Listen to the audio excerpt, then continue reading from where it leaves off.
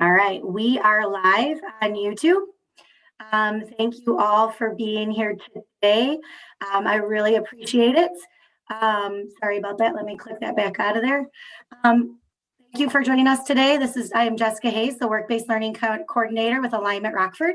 We are here live again today. Today I have with me Detective Dillard. He has been with the Rockford Police Department for 14 years, and he's currently an investigator with the Training Division. Also with us today, I have Officer Seale. He is a Rock House officer, and he's been with the Rockford Police Department for 14 years. And I also have my friend Bill Rose. He is the Academy Coach with East, here to help us out as well. So, Detective Dillard, if you want to tell us a little bit about yourself, your career, and how you got started, would be great. Sure. First, thanks for having me. I've been with the Rockford Police Department for about 14 years, a little over. I actually got my start at the Winnebago County Jail, where I worked for 2 years. And prior to that, I actually worked at Discount Tires, and really didn't have any ideas of being a police officer until I started working in the jail, where I realized and started to understand what police officers did. So I kind of dug deeper into this profession and decided that I wanted to become a police officer back in 2006, and I was hired with Rockford in 2007. Kind of worked my way through different divisions, and right now I'm currently assigned to the Training Division with the Rockford Police Department. Can you tell us a little bit about what you do in the Training Division at the Police Department? Absolutely. So in the Training Division, we teach a myriad of different classes. Right now, approximately 20 to 28 different courses that we teach. I'll start with new recruits. So our new recruits, they go down to the Police Academy down in Champaign, Illinois. And when they return, they attend a 5 to 7 week course with us. We call that the Advanced Core Skills Academy. When they complete that, they then go off to we also teach in-service training. We help instruct our SWAT team. We teach a basic SWAT course for outside organizations, a police cyclist class. We do a variety of different tactical trainings, and we also teach a lot that has to do with the community, procedural justice and cultural competency, and working and dealing with mental health. So the list goes on and on. It's an exciting job. It's something new every day, and we're expected to hold our officers to a very high standard, which means that we have to operate at a very high standard. So our education never ends. We're students all the time, and we're ever learning and make sure that we pass along that information to our colleagues. Great. Thank you so much for all that information. Officer Seale, can you give us a little bit about yourself and what you do at the police department? Yeah, so obviously, thanks for having me. Yeah, thank you. I got hired in February 2008, so about almost the same time on as Dillard. Prior to doing this, I went to college, worked in restaurants, and I think I didn't really have too much of a law enforcement background at all, but it was something that interested me. When I was in high school, there was a program that we did that kind of it was an Explorer program for those of you who are familiar with it, but it kind of gave us a little bit of insight on what the career was. So that kind of decided it for me. So like I said, it came on in 2008. From there, I spent a lot of time in patrol. I worked, the different shifts that we had at the time, day shift, afternoon shift, and night shift. From there, I spent some time in the school unit. From there, I moved on to the Rockford housing unit, did that, and then now I work as a Rock House officer.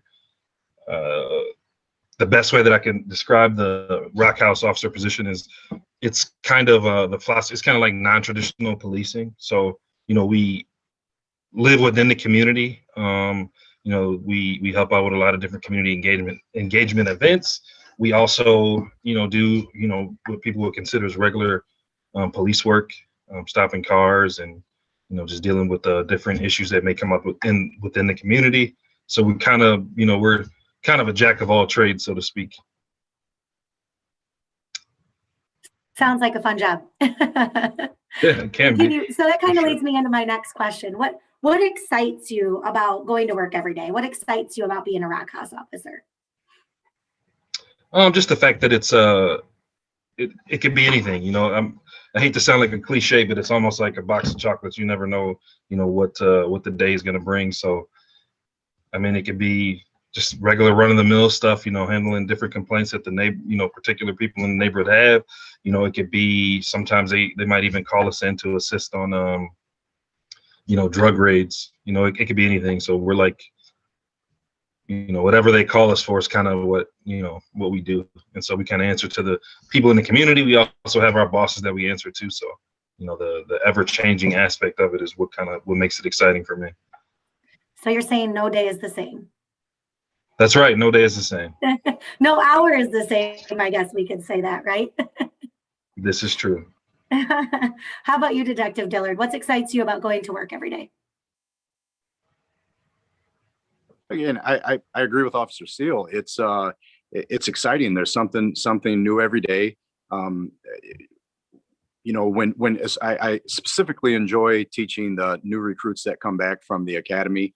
When they come back, they have a strong eagerness to learn, as well as our additional colleagues. But the new recruits, they really sponge things up. So to be involved in their training, to help kind of mold them into strong officers with the Rockford Police Department is very exciting. Something that we take to heart. So it's doing different things is incredible. I'm also assigned to the Rockford Police SWAT team. And I take a lot of pride in being a member of the SWAT team. I'm allowed to help with the instruction and to be involved with something that reminds me like of high school sports. We're a team. We all work together. We train together, and it's incredible. So that's exciting for me. But yeah, just not having. We have a schedule, but that schedule is ever changing, so having something new at work every day it excites us. And I think that kind of leads me to another question is a lot of our students really want to know what is it like in your day? Do you work a lot on your own? You say you work as a team. Is majority of what you do working as a team or working individually? And how do you like that? Do you like that type of environment? Yeah, the majority of what I do every day is working as a team. I have two partners within the training division, and we create lesson plans. We then facilitate that lesson to our colleagues, and but absolutely, it's all teamwork. It wouldn't happen without us working as a team. We also have our supervisor that's very, very engaged with what we do. So having that strong oversight as well as the strong team dynamics that we have. It's incredible to go home and feel like you've accomplished something.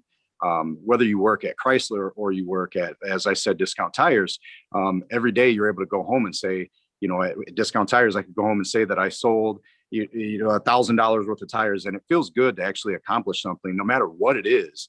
To go home and say that, man, you know what, we took on a major task and we demolished it. It feels really good. I have to agree. That day when I start checking off my to-do list by the end of the day, I feel like, okay, now we're good. Now we can move on to another day. Absolutely. Yep. How about you, Officer Seale? Yes, we, with us, like I said, it changes every day.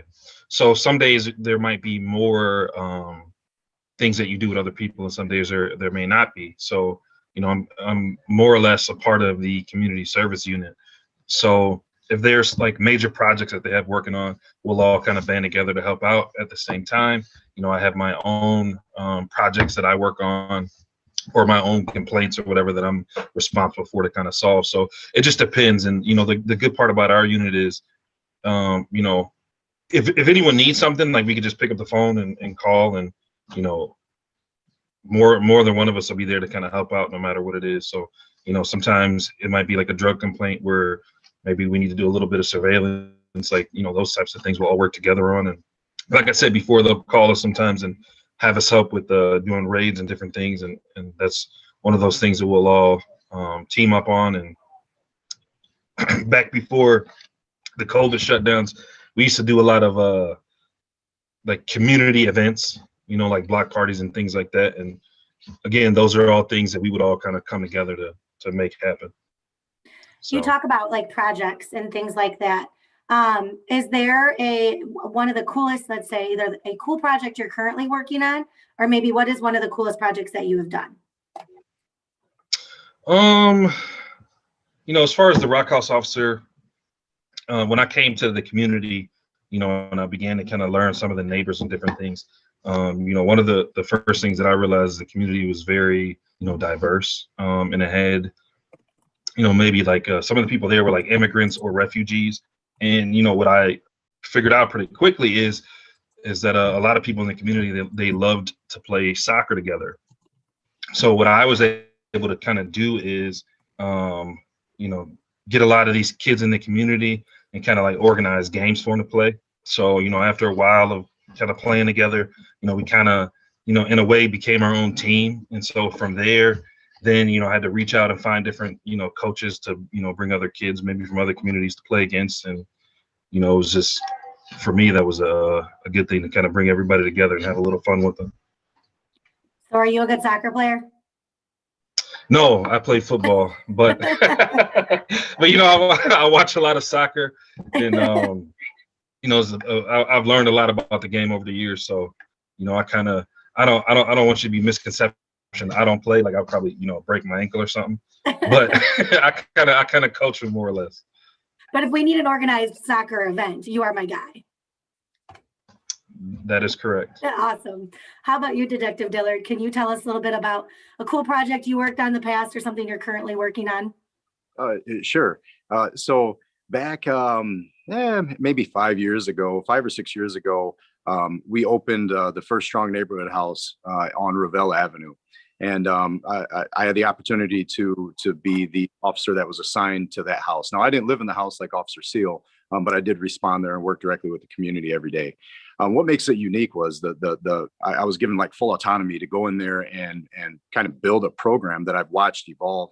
And so the first day I'm sitting in the house and literally looking around this home, like, okay, well, now what do I do? Because all I knew how to do at that point was what I guess we would call traditional police work. So I got a partner then. You spoke with her, I think maybe last session that you guys had with law enforcement. Her name was Katie Statler. And we formed together and we started reaching out in the community, and we were able to make alliances with, we looked at the list. It was 25 to 30 different key stakeholders in the community. And we did the same thing that Officer Seale is doing. We started kind of, engaging the community, creating community events, all while listening to what was going on from patrol officers and trying to help ease their burden by going out and solving some of the continuing and the continual police calls in their respective divisions to kind of help to lessen their burden. So I felt like just having that freedom from the Rockford Police Department to go in there and be creative and to create something that has grown so much was easily probably my favorite project that I was involved with. That's awesome. Those are such great stories. And, those are such great ways to be engaged with the community members and engaged with our students and showing them what policing looks like and really getting involved with them. Can you tell me kind of, both of you, I know you've been there 14 years. One of the things we really wanted, that the students really want, progression. What is it like in your career to get development, to develop higher, to grow in your career? And what are those options and how do they do that? Officer Dillard or Detective Dillard, if you want to give us some information to the students on how they could start and how they can grow their career. Absolutely. So this career offers a lot of different avenues. Like right now, I mean, we're telling you guys about working directly with the community and really focusing on community engagement. With my position, working in training and teaching and giving back to my colleagues and helping to shape our department. There's a lot of different directions that you can go. As I moved through my career, as different positions came open, it would have been easy to stay put and not accept the stress. But I was willing to learn new jobs, so I think moving around the police department and trying different positions, trying the community services, trying the different tactical teams, trying working in the Rockford Housing unit, Rockford Housing Authority unit, that all kind of shaped me personally with the police department. So I have a good idea of where I want to go. The next step for me would be to work over in the investigative services unit, or to be promoted to the rank of sergeant or supervisor with the police department. So I never would have thought that when I started. When I started, I was just more concerned about not messing up a police call, right? But my advice to a young student that's thinking about getting into the policing field, or just the defensive or law enforcement field, I would say to come in and ask questions and venture around and try new things, and don't ever be afraid to accept new challenges. Because the Rockford Police Department really does have it all. And at the police department, if you put your best foot forward and you stick true to what you want to do, it'll happen. It might take some time. Like, it's taken 14 years from both myself and Officer Seale to be in positions that we're in that we really enjoy. Not to say that we didn't enjoy the ones before, but we definitely, took the road less traveled, maybe, and worked in a bunch of different divisions and accepted challenges. So definitely, to you young kids coming on, don't allow intimidation to keep you from pushing forward and accepting challenges. Always accept those challenges, accept that intimidation, push through it, learn a new thing, and it's going to make you better. Awesome. That's such great feedback. Thank you. Officer Seale, you want to give us some insight onto growing and developing a career? Dillard kind of covered it all, but but I will say that, a lot of times, like, people that are on the outside looking in, or maybe, people looking to get into the profession, they always look at it in terms of, maybe you start off in patrol, then you become a detective, then you become a sergeant. But as Detective Dillard was saying, there are many other, avenues that you could go instead of just going in that one straight line. So, I think for me, it was helpful to kind of go from different units and gain different levels of experience, in the various things that we did. So, as I said before, I spent some time in the school unit, and I spent some time in housing. And I think that, at the very least, because though policing is kind of the same, like, the different jobs have different, specialties. And so, in the schools, the way that you do policing will be a little bit different than what you do on the street, versus in housing, it's a little bit different than what you would do on patrol. So all of those things are going to help you to become better in the end. So, if you were someone trying to get into the profession, that's what you got to think about. You got to think about, you as an end product, and what types of things would, help you to be better in the long run. Because, if someone, and no knock against the people that did this, but if you just went from patrol, to sergeant, there are a lot of experiences that you missed, like in doing some of those specialized units. And so, at the end of the day, people like me and Dillard, we have 14 years on, a younger person might come and have questions for us, and think about how much better, we would be to answer those questions, with our varying experiences. That's awesome. And that's one of the reasons why we wanted to do these panels, is because we really want students to understand what it's like to be in the career, what it's like to get there. How do you get there? So I guess that leads me down to basically two last questions for you guys. We did get a question last week from a student in our panel with Officer Turner and Officer Statler that I would like to ask you guys as well, because it is a student question. And it was this, the question is, what is something that police officers do to not react the wrong way in a difficult situation? Officer Seale, if you'd like to start for us, what's something you do that allows you to not interact when you're in a tough situation? I try not to take, it personal. So sometimes, like, you might be on a call and someone might say whatever to you, but, you can't take it personal. You got to be professional and, not look at it in a personal way. Because honestly, it's not personal for the most part. They might be a little upset because you're a police officer and you're there on scene, but it's not you specifically. It's more or less like the uniform that kind of draws it. How about you, Detective Dillard? A good question, students.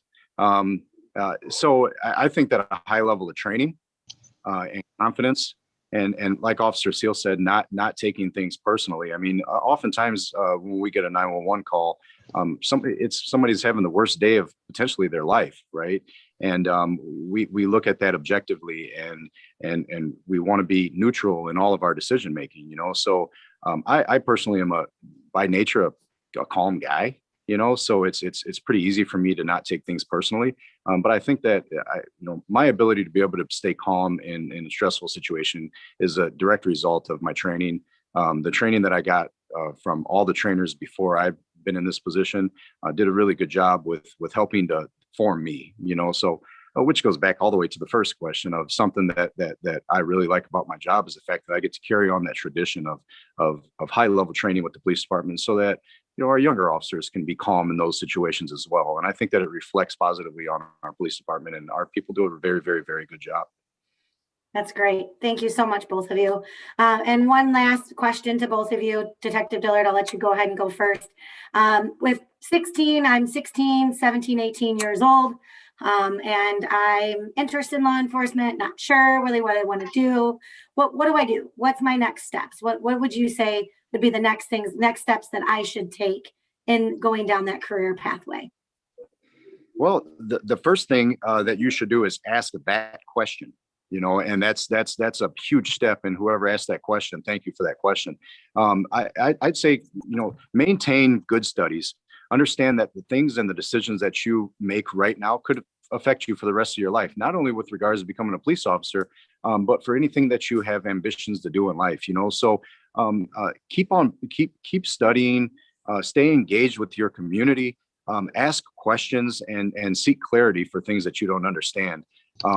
But absolutely, don't make a quick decision right now on something that could affect you for the rest of your life. Be patient, understand what we said about being calm. Those are quality traits for a police officer. So absolutely. I mean, I can't reiterate that enough. Be that leader right now. Be that mentor right now. Start practicing those skills now, because those are going to transfer over to when you become a police officer. Thank you. I think that's great advice, and very honest advice, and we appreciate that. Officer Seale, want to give us a little bit, 16, 17, 18-year-old, what do I do next? So I would say, see if you can go on a ride along, talk to an officer, ask him about his job, talk to multiple officers, because at the end of the day, I could give you, my take on it, but, sometimes like my take is just my perspective, right? So someone may have a different perspective. So to me, I think it'd be important to talk to multiple police officers if possible, and kind of get a wide range of perspectives so that you could kind of better make an informed decision. And, the same thing that Detective Dillard said, you got to kind of focus, do the right thing, because you don't want to do something, as a 16, 17-year-old that's going to make it impossible for you to become a police officer. And that's not just policing, but just in general. I mean, if you want to go to college, which, if you want to go to college, you got to start getting good grades. You can't slack off in school. So you got to stay focused and do the things that you're supposed to do. Try to get as much knowledge as you can, learn as much as you can about the profession, and just kind of go from there. Awesome. Thank you both so much. I know Bill's got a couple of questions. I'm not sure if they've come through, but Bill's got a couple of things on his end he wants to ask over there as well.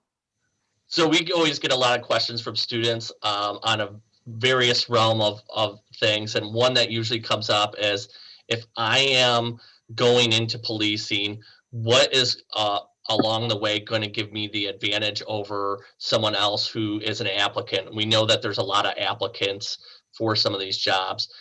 You guys obviously know that the military experience kind of helps sometimes on that, but what are some other things that give someone an advantage when they're applying for the position? I think college, military, and different police departments have different requirements, but generally speaking, if you have a bachelor's degree, it doesn't necessarily matter in what field of study, but if you have a degree, like, that's going to give you an advantage. Detective Dillard, do you?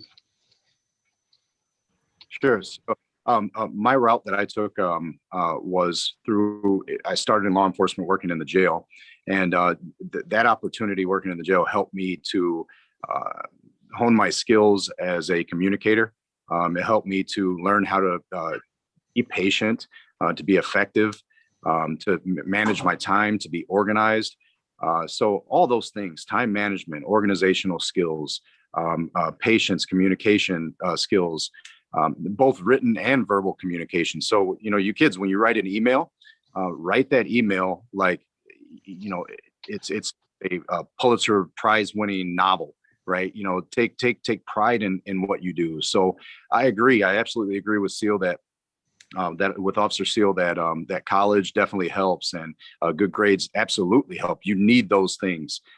But if you take the route that I took, where I graduated from college, and then at 21 I started down this journey, the time to perfect those other skills as well.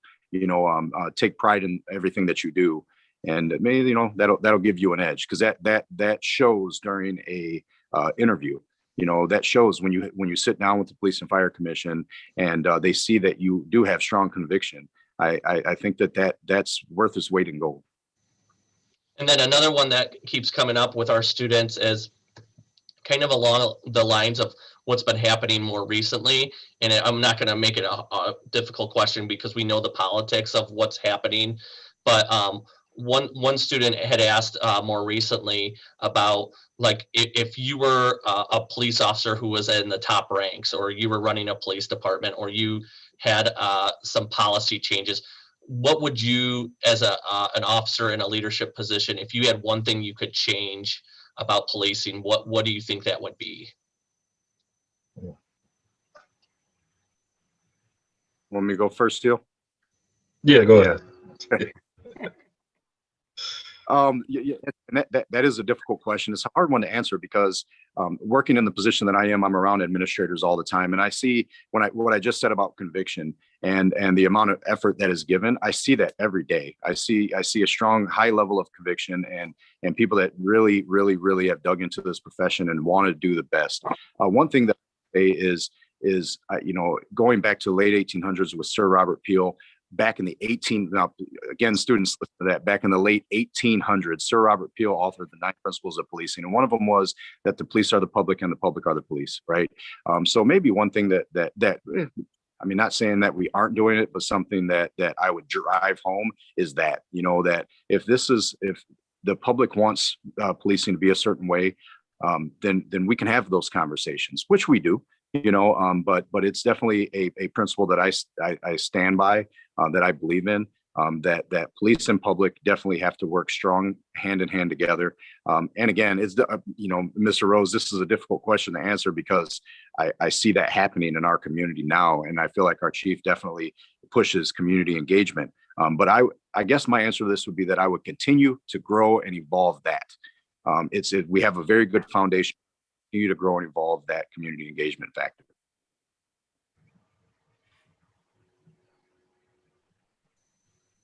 So yeah, I would agree with Officer Dillard on that. I think a point in time in this, and not to get long-winded on this, but a point in time, in this in our country, policing kind of had like a political, like, I guess, spin to it, and so we kind of jumped from whatever political topic at the time. So, maybe at one point in time it was, drugs was the thing to focus on. Maybe at one point in time it was, whatever other, aspect that they, politicians came up with.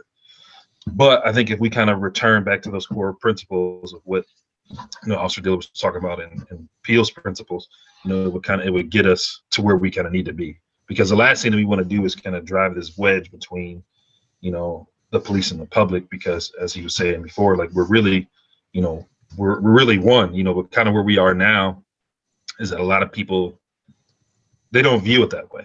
It's almost like, for some people, us versus them type deal.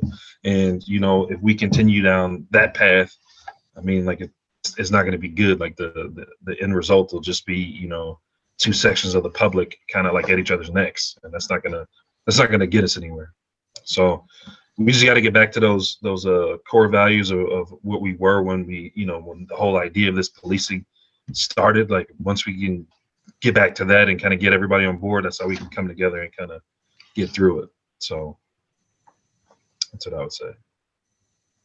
Those are the ones that I usually get from students more recently, and you guys did a great job answering those. And just we're so happy to have you on today to answer the questions of kids and the questions that Jessica came up with. So Yeah, and that will conclude our session for today. I thank you both, all three of you, and I thank you both for joining me today. Officer Seale and Detective Dillard, thank you so much for your time and thank you for your service. Continue to Thank you stay both. safe out there, and thank you both very much for your continued service. All right, Thank you. very much. Have a good rest of your day. have a good day, guys. Thanks. Thank you. Love you, Zadea.